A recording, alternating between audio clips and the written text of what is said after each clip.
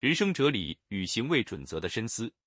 出门在外，我们常常需要与形形色色的人打交道，这种时候，保持谦逊和冷静是至关重要的。与陌生人相处，最明智的态度莫过于不轻易与人争执。别人说太阳从西边升起，即便与事实相悖，也不必急于纠正。毕竟，与陌生人抬杠不仅浪费时间，还可能给自己招来不必要的麻烦。只要他人的言行不直接影响你的利益，大可一笑置之，顺水推舟地附和一句。这种处事智慧看似妥协，实则是一种强者的心态，懂得选择真正重要的战场，舍弃无谓的争执。在帮助他人时，我们同样需要分寸感。当别人请求帮忙时，即使事情超出能力范围，也不必急于拒绝，而应表现出畏难的态度。这样既能让对方感受到你的善意，也能避免直接拒绝带来的尴尬与矛盾。相反，如果事情可行，也应该装作不轻松，让对方明白你的付出并非理所当然。这是一种平衡，既不过分牺牲自己，也能在力所能及的范围内建立良好的关系。至于职场，送礼是一种微妙的技巧。给领导送礼，并不仅仅是物品的交换，更重要的是态度和方法。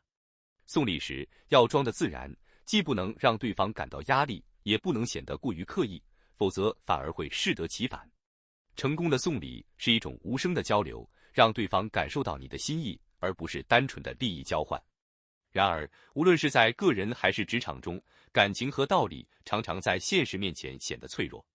感情在利益面前一文不值，道理在实力面前一文不值，这是残酷但真实的现实。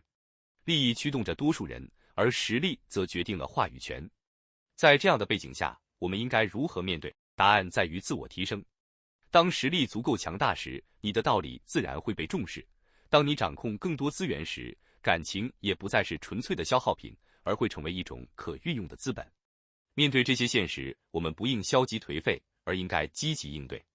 清醒时做事，迷茫时读书，独处时思考，烦躁时运动。这4句话简单却深刻地描绘了如何面对不同人生阶段的智慧。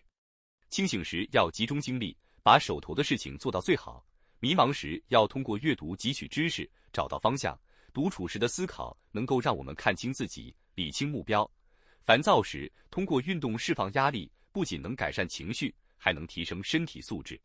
人生如同一场长途跋涉，我们需要在前进中学会选择战略与战术。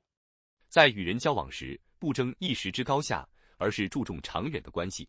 在利益和感情的取舍间，冷静分析，理性决策。在面对困境时，通过学习和反思，找到新的出路。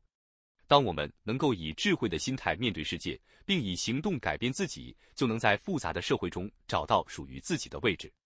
最终，这些看似细小的生活准则，实际上构成了我们与这个世界互动的基础。它们教会我们如何在不公平的世界里守住自己的平衡，如何在复杂的人际关系中保持内心的从容，如何在现实的压力下不断成长。掌握这些准则，不仅是为了生存，更是为了活得更有质量，活得更有意义。